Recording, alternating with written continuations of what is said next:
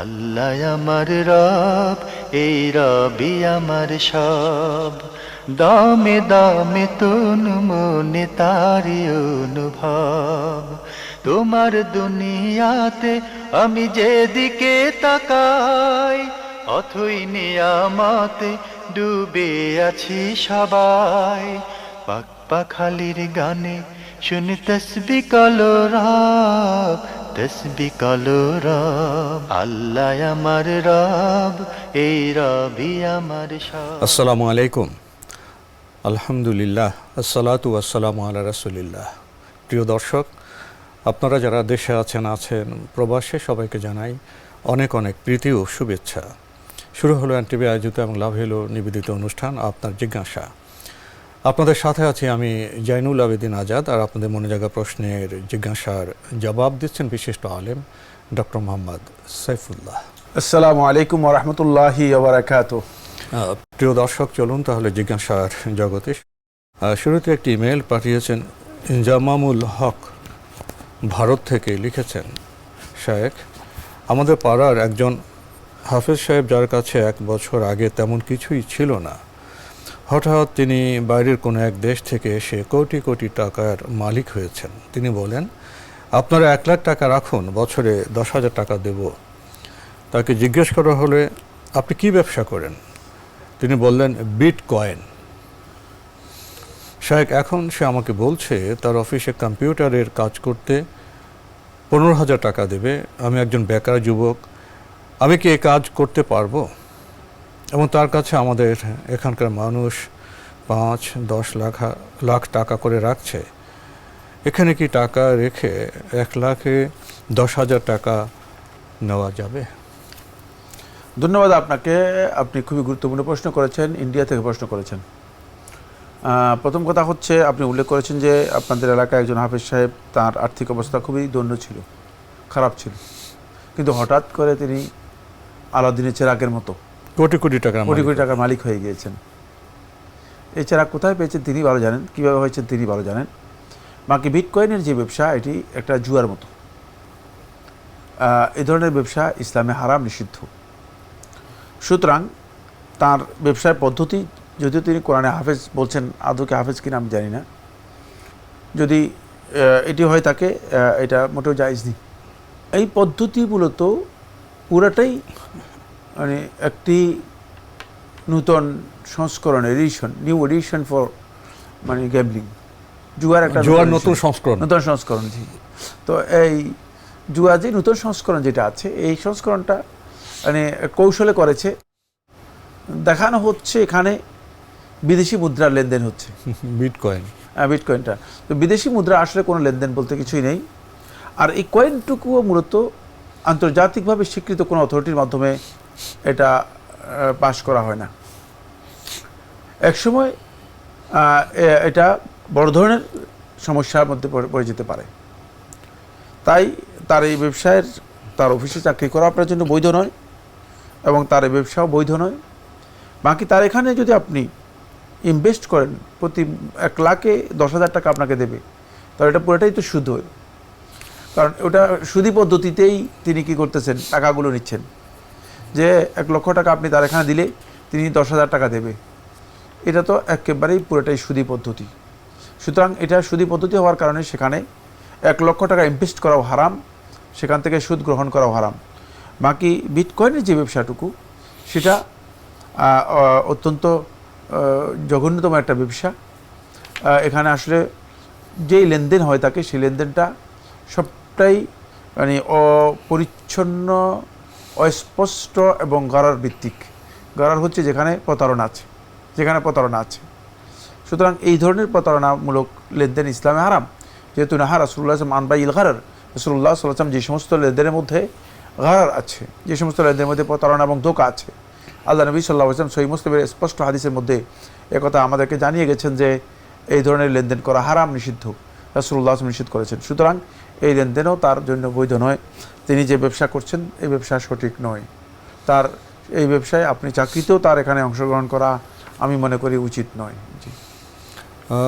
ভারতের বন্ধু জামামুল হক আপনি যে তথ্য দিয়েছেন, শায়েখের বক্তব্যের আলোকে আমরা জানলাম তিনি হাফিজ হিসেবে পরিচিত হলেও তার আর্থিক কাজকর্ম ইসলাম সম্মত নয়। আপনি আরও লিখেছেন, আমাদের মসজিদের একজন ইমাম নামাজে সূরা আলা এর প্রথম আয়াত পড়ার পর একটু আওয়াজ করে সুবহানা রাব্বিয়াল আলা বলেন এবং সালাম ফিরানোর সময় আসসালামু আলাইকুম ওয়া রাহমাতুল্লাহি ওয়া বারাকাতুহু বলেন। তিনি বলেন এভাবে নবী সাল্লাল্লাহু আলাইহি ওয়াসাল্লাম সালাম ফিরাতেন। তার বক্তব্য কি সঠিক? তার এই কাজটি শুদ্ধ কিনা? না, এটা শুদ্ধ নয়। এই মর্মে যে রেওয়ায়ত রয়েছে এটা রেওয়ায়ত দাইফ, আমলযোগ্য নয়। সুতরাং তার এই কাজটি সুন্নাহ দ্বারা প্রমাণিত নয়, তিনি যদিও মনে করছেন সুন্নাহ। খেয়াল রাখতে হবে যে বিষয়ে সহিহ হাদিস নেই, দাইফ নির্ভর মানে দুর্বল হাদিসের উপর নির্ভর করে সেই আমল যদি কেউ করেন তিনি এটা কোনোভাবেই সুন্নাহ প্রমাণ করার চেষ্টা করবেন না। অতটুকু মনে করতে পারেন যে আমি দুর্বল একটা হাদিসে আছে এই জন্য আমল করতেছি, কিন্তু খবরদার এটাকে সুন্নাহ প্রমাণ করার সুযোগ নেই। কারণ সুন্নাহ প্রমাণিত হতে হলে অবশ্যই সহিহ দলিল থাকতে হবে, যেহেতু সুন্নাহ হচ্ছে নবী সাল্লাল্লাহু আলাইহি ওয়াসাল্লাম ওই আমল মাস্তাকার আলাইহি আমালুহু সাল্লাল্লাহু আলাইহি ওয়াসাল্লাম, যার উপর নবী সাল্লাল্লাহু আলাইহি ওয়াসাল্লাম আমলটা স্থির হয়েছে, যেটা মানে নিয়মিত হয়ে গিয়েছে, নিয়মিত নবী সাল্লাল্লাহু আলাইহি ওয়াসাল্লাম করেছেন। কিন্তু মানে দাইফ হাদিস দিয়ে কোনোদিন সুন্নাহ প্রমাণ করা এটা সঠিক নয়, এই কাজটি গলত। তিনি হয়তো বলতে পারেন যে এই ধরনের একটা দাইফ হাদিস আছে, আমি সেটা আমল করে থাকি, তাহলে এটা তার জন্য আমলযোগ্য হতে পারে। কিন্তু সুন্নাহ প্রমাণ করে সুন্নাহ হিসেবে আমল করা এটি বদভ্রষ্টতা, এটি মোটেও উচিত নয়। এটা আমলি ক্ষেত্রে বিশাল বিভ্রান্তি, বেদাত হবে যদি বলে থাকেন সুন্নাহ। এটা হলো এক। দুই, যেটা সেটা বলেছেন তিনি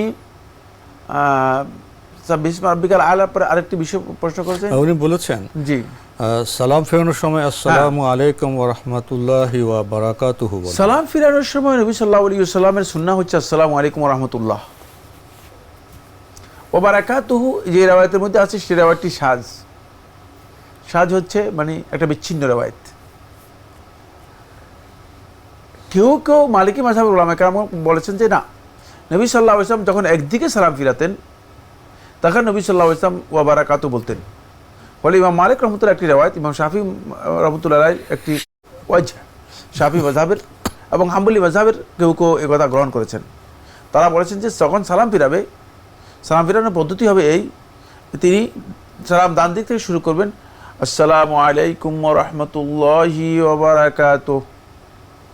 মানে এটা হচ্ছে এই পদ্ধতি।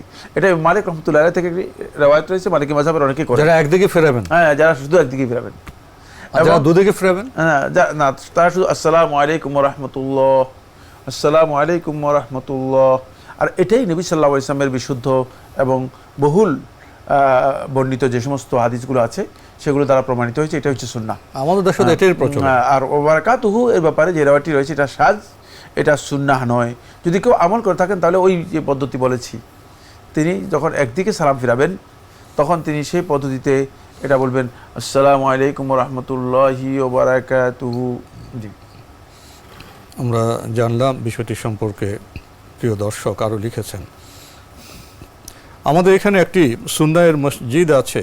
কিছুদিন পর সালাফি ভাইদের মধ্যে মসজিদ রেজিস্ট্রেশন নিয়ে গণ্ডগোল হয়। একদল তাদের পছন্দ মতো দুইজনের নামে রেজিস্ট্রেশন করে দেয়। মসজিদ ওয়াকফ করে নাই, এই কারণে এখানে বেদাতিরা মসজিদ দখল করে নেবে বলে। এখন অন্য পক্ষের ভাইয়েরা ওই মসজিদ থেকে 5 মিনিট দূরত্বে আরেকটি মসজিদ নির্মাণ করতে যাচ্ছেন, এটা কি ঠিক আছে? না, মোটেও ঠিক নেই। মসজিদ থেকে 5 মিনিট দূরত্বে মসজিদ নিয়ে ঝামেলা করে, গন্ডগোল করে, মুসলমানদের মধ্যে তাফরিকান বাইনান নাস, মুসলমানদের মধ্যে বিচ্ছেদ তৈরি করার জন্য, বিচ্ছিন্নতা তৈরি করার জন্য, দলাদলি করার জন্য মসজিদ নির্মাণ করা হারাম, প্রশ্নই আসে না। হ্যাঁ, মসজিদে যদি প্রয়োজন দেখা দিত, আর যদি এই তাফরিকা মুসলমানদের মধ্যে বিচ্ছিন্নতা তৈরি করা হতো, যদি কোনো উদ্দেশ্য না থাকতো তাহলে সেটা জায়েজ হতো। কিন্তু এই মসজিদ আপনি যে পদ্ধতিতে উল্লেখ করেছেন, যে পদ্ধতিতে আপনি বলেছেন যে মসজিদ নির্মাণ করতেছে, এই পদ্ধতিতে যদি মসজিদ নির্মাণ করা হয়ে থাকে তাহলে এটা হারাম। এতে মসজিদ নির্মাণ করার সওয়াব পাবে না, বরং মসজিদ নির্মাণ করে যারা জাহান্নামে যাবে তাদের অন্তর্ভুক্ত হবে। কেউ কেউ আছে মসজিদ নির্মাণ করবে, বড় ভুল কাজ, হ্যাঁ বড় ভুল কাজ। কেউ কেউ আছে যারা মসজিদ নির্মাণ করবে, কিন্তু মসজিদের ফজিলত পাবে না, বরং মসজিদের কারণে জাহান্নামে যাবে, কারণ তারা- মসজিদ করেছে তারা অন্য উদ্দেশ্যে। অহংযুক্ত হয়ে জি। যায়। সুতরাং এই কাজ মোটেও জায়েজ নেই, এই কাজ মোটেও জায়েজ নেই। শেষেই লিখেছেন আপনি, আপনাকে উদ্দেশ্য করে, শায়েখ আপনার লেখা বইগুলো ইন্ডিয়াতে কিভাবে পেতে পারি, আর আপনাকে আমাদের এখানে মসজিদে হালাকার জন্য দাওয়াত করলে আসবেন কি? এক নম্বর হচ্ছে মসজিদের যে কথা বলেছেন, এমনিতেই বিভক্তি এবং বিচ্ছিন্নতা মসজিদের মধ্যে ব্যাপক, এটা হলো প্রথম সমস্যা। দ্বিতীয় হচ্ছে আমি জানি না লাইব্রেরিগুলোর মাধ্যমে আমাদের বইগুলো আপনাদের সেখানে গিয়েছে কিনা, যদি যায় ভালো, মানে হয়তো বিভিন্ন লাইব্রেরির মাধ্যমে আমাদের বইগুলো আলোকিত প্রকাশনীর মাধ্যমে, কাশফুল প্রকাশনীর মাধ্যমে আমাদের বইগুলো বিতরণ করা হয় থাকে, ডিস্ট্রিবিউট করা হয় থাকে। হয়তো এদের সাথে যোগাযোগ করলে আপনারা আমাদের বইগুলো পাবেন ইনশাআল্লাহ। আপনার জিজ্ঞাসায় আমাদের হাতে একটি চিঠি পাঠিয়েছেন ফাহিম, গাজীপুর, ঢাকা থেকে। আগের চিঠি, অনেক প্রশ্ন আরও বাকি রয়েছে। 16 নম্বর প্রশ্নে আপনি লিখেছেন, নিচের প্রশ্ন দুটি একজন মুসলিম বোনের পক্ষ থেকে করছি। ক, স্বাভাবিক সময়ের পরে মাসিক শেষ হলে যদি সালাত শুরু করা হয় এবং কিছুদিন পর আবার কয়েকদিনের জন্য ব্লিডিং পরিলক্ষিত হয়, সেক্ষেত্রে করণীয় কি? ধন্যবাদ এই ভাই বা বোন যিনি প্রশ্ন করেছেন তাকে। প্রথম কথা হচ্ছে, যদি তার পিরিয়ডের যে টাইম আছে, ডিউরেশনটা তার জানা থাকে যে এত তারিখ থেকে এত তারিখ পর্যন্ত এতদিন ডিউরেশন রয়েছে, তাহলে এই অবস্থায় তিনি যদি তা পবিত্র হয়ে যাওয়ার পর আবার যদি তিনি ব্লাড দেখেন, তাহলে সেটা ফলস, সেটাকে ইস্তেহাদা বলা হয় থাকে। ফলস? সেটা ফলস, জি। সেটা মানে নয়, এটা আসল মাসিক নয়, হাইজ নয়, সেটাকে ইস্তেহাদা বলা হয় থাকে। এটা হচ্ছে অতিরিক্ত রক্ত নির্গত হওয়া যেটি। যদি এ ধরনের হয়ে থাকে, তাহলে তিনি অপেক্ষা করবেন, ব্লাড যখন দেখবেন অপেক্ষা করবেন। রাসূলুল্লাহ যেভাবে বলেছেন, তাহাইয়াদি সিত্তান আও সাবআন, 6 অথবা 7 দিন এটাকে হাইজ হিসেবে ধরবে। তারপরে বাকি সময় যদি দেখা যায় কন্টিনিউ করে যাচ্ছে, তাহলে তিনি সেটাকে ইস্তেহাজা ধরে প্রত্যেক সালাতে উজু করে তারপরে সালাত আদায় করবেন। জি। আমরা জানলাম বিষয়টি সম্পর্কে। আরও লিখেছেন, মাথা মাসেহ করার সময় মেয়েদের মাথার খোঁপার উপর যদি ব্যান্ড থাকে, তাহলে মাসেহ কিভাবে করবে? এক্ষেত্রে খোঁপা খোলা কি বাধ্যতামূলক? না, মাথা মাসের জন্য খোপা খুলতে হবে না। 2 নম্বর বিষয় হচ্ছে, খোপার উপর দিয়ে বসে করে নিয়ে আসবে। খোপার উপর দিয়ে, খোপা তো থাকবে এখানে, খোপার উপর দিয়ে বসে করে নিচে পর্যন্ত আনবে, তারপর আবার সামনের দিকে নিয়ে আসবে, এতটুকুই যথেষ্ট। সেক্ষেত্রে মানে খোপা খোলার প্রয়োজন নেই, খোপা খোলার প্রয়োজন নেই। আরও লিখেছেন, মসজিদের ভেতর জামাতের একামত হওয়ার আগ পর্যন্ত সুন্নাভিত্তিক কিছু আমল জানালে উপকৃত হতাম। স্বাভাবিক জিকির আজকারগুলি কি তখন করা যাবে? হ্যাঁ, সকল প্রকার জিকির করতে পারবেন, সকল প্রকার দোয়া পড়তে পারবেন, কোরআন তেলাওয়াত করতে পারবেন। জামাতের আগ পর্যন্ত বসে বসে কোরআন তেলাওয়াত করতে পারেন। কোরআন তেলাওয়াত হচ্ছে সবচেয়ে উত্তম জিকির, ভালো জিকির। অথবা লা ইলাহা ইল্লাল্লাহ আফজালুল জিকির, এই জিকিরগুলো বসে বসে করতে পারেন। তারপরে অন্যান্য যে সমস্ত রাসূলুল্লাহ সাল্লাল্লাহু আলাইহি ওয়াসাল্লাম অনেকগুলো তাহলিলাত শিক্ষা দিয়েছেন, 5টি তাহলিলাত রয়েছে, যাদের জানা নেই তারা জেনে নেওয়ার জন্য চেষ্টা করবেন। এই তাহলিলাতগুলো পড়তে পারেন। যে তাহলিলাতগুলো আছে, লা ইলাহা আশহাদু আল্লা ইলাহা ইল্লাল্লাহ ওয়াহদাহু লা শারীকা লাহ, এটা পড়তে পারেন। লা ইলাহা ইল্লাল্লাহ লা শারীকা লাহ, এটাও পড়তে পারেন। লা ইলাহা ইল্লাল্লাহ ওয়াহদাহু লা শারীকা লাহ, এটা পড়তে পারেন। এভাবে আল্লাহ নবী সাল্লাল্লাহু আলাইহি ওয়াসাল্লাম যে তাহলিলাতগুলো শিক্ষা দিয়েছেন, সেগুলো বেশি বেশি করে পড়তে পারেন। আরেকটি হচ্ছে সবচেয়ে উত্তম জিকির, যেটি আল্লাহ রাসূল সাল্লাল্লাহু আলাইহি ওয়াসাল্লাম সহিহ হাদিসের মধ্যে ইরশাদ করেছেন, এটা হচ্ছে মানে তাসবিহু কুল্লি শাই, আল্লাহর এই গোটা সৃষ্টি জগতের তাসবিহ হচ্ছে এটি। গোটা সৃষ্টি জগতের যে তাসবিহ, সেটা হচ্ছে সুবহানাল্লাহি ওয়া বিহামদিহি। কেউ কেউ বলেছে সুবহানাল্লাহি আল আযীম ওয়া বিহামদিহি, সুবহানাল্লাহিল আযীম ওয়া বিহামদিহি। এটা হচ্ছে গোটা সৃষ্টি জগতের তাসবিহ, সহিহ রাওয়ায়াতের মধ্যে এসেছে। সুতরাং এগুলো বেশি বেশি পরিমাণে এই তাসবিহগুলো পড়তে পারেন। এর জন্য মানে কোরআন তেলাওয়াত সহ এই তাসবিহগুলো করতে কোনো অসুবিধা নেই। যতক্ষণ পর্যন্ত একামত না হবে, ততক্ষণ পর্যন্ত ওই মূল্যবান সময় বসে বসে তাসবিহ পড়তে পারেন। আর যদি তাসবিহ পড়তেও নাও পারেন, বসে থাকাটাও সেখানে ইবাদত। মসজিদে বসে থাকা, সালাতের জন্য অপেক্ষা করা, এটা শুধুমাত্র ইবাদত নয়, এটা হচ্ছে আল্লাহর সন্তুষ্টির জন্য ইসলামী রাষ্ট্রের সীমান্ত পাহারা দেওয়ার যে মর্যাদা রয়েছে, সেই মর্যাদা। সুতরাং মসজিদে অবস্থানটাই এত গুরুত্বপূর্ণ ইবাদত। সুতরাং এখানে খেয়াল রাখতে হবে যে ওখানে আপনি ঢুকে যাওয়ার পরেই আপনার মানে ইবাদত শুরু হয়ে গেছে, যেহেতু আপনি আল্লাহ রাব্বুল আলামিনের সন্তুষ্টির জন্য ঘর থেকে বেরিয়ে গিয়েছেন। আমরা খুবই গুরুত্বপূর্ণ বিষয়ে অবগত হলাম। প্রিয় দর্শক আরও লিখেছেন, সালাতের এক রুকন থেকে আরেক রুকনে যাওয়ার ক্ষেত্রে মুক্তাদি ইমামের সাথে কিভাবে অনুকরণ করবে? ধন্যবাদ, এই প্রশ্নটি খুবই গুরুত্বপূর্ণ। সেটা হচ্ছে ইমামের অনুকরণের ক্ষেত্রে আমাদের সমাজে আমরা ব্যাপকভাবে বিভিন্ন ধরনের ভুল আচরণ দেখতে পাই। কেউ কেউ ইমামের সাথে সাথে চলে যায়, কাউকে দেখি যে ইমাম যাওয়ার আগেই চলে গেছেন। আবার কেউ দেখা যাচ্ছে যে দাঁড়িয়ে আছেন, ইমাম সাহেব সিজদায় উঠবে এই অবস্থায় তিনি ইমামের মানে যাচ্ছেন। কোনোটাই সুন্নাহসম্মত নয়। প্রথম হচ্ছে মুকারানা। প্রথমটা হচ্ছে মুকারানা। মুকারানা হচ্ছে ইমামের সাথে সাথে মুক্তাদি কোনো আমল করা। এটি সুন্নাহসম্মত নয়, সুন্নাহ পরিপন্থী কাজ। ইমামের সাথে সাথে করবে না, শুধুমাত্র একটি আমলের ব্যাপারে ইমামের সাথে সাথে করবে, ইমামের সাথে সাথে করতে হবে। সে আমলটি হচ্ছে ফাইজা ক্বাল আল ইমামু ওয়ালাদ-দাল্লিন ফাকুলু আমিন।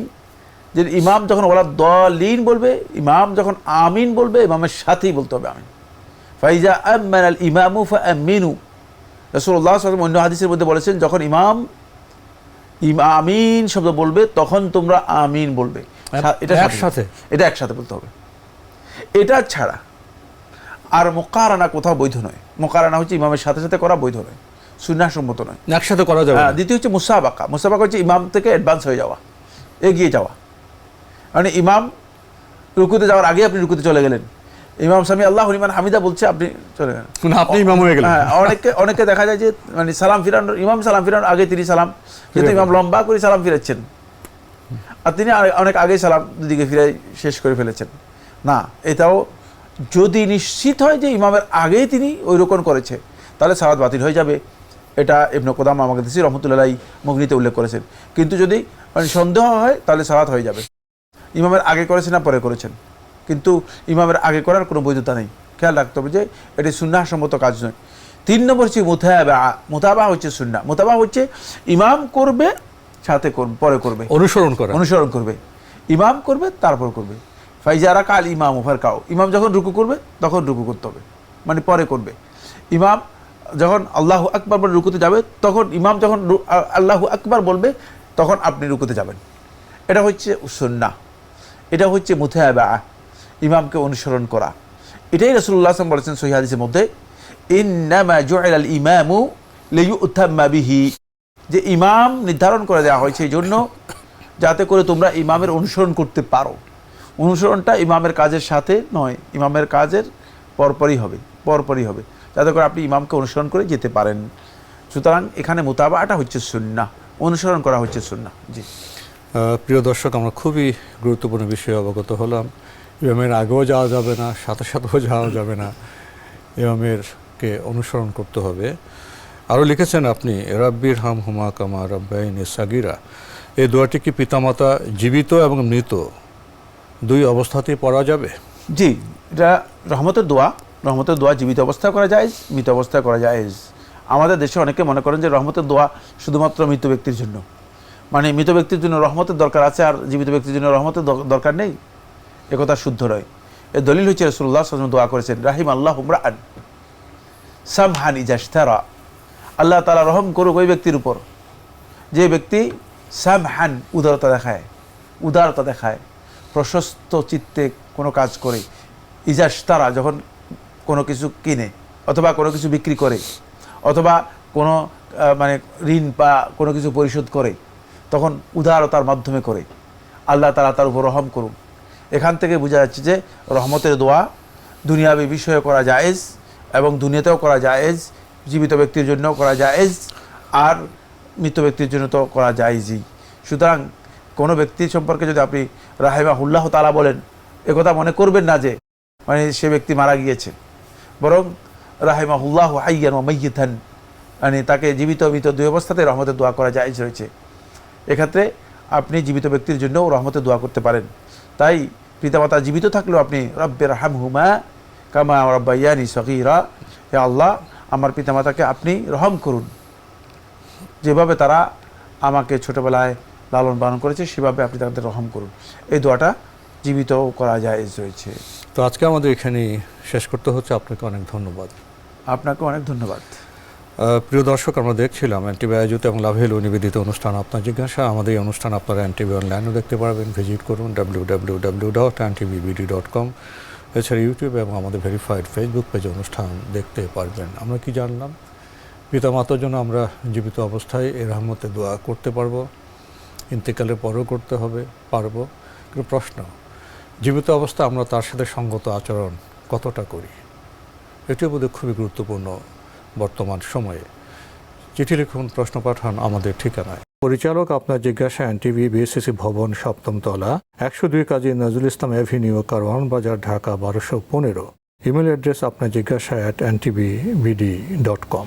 মহান আল্লাহ আমাদের সবাইকে নিরাপদে রাখুন, রাখুন শান্তিতে। আসসালামু আলাইকুম। আল্লাহ আমার রব, এই রবি আমার সব, দামে দামে তুন মনে তারি অনুভব।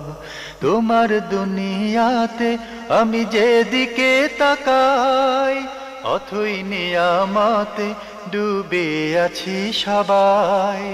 পাক পাখালির গানে শুনি তসবিহ কলরব, তসবিহ কলরব। আল্লাহ আমার রব, এই রবি আমার সব।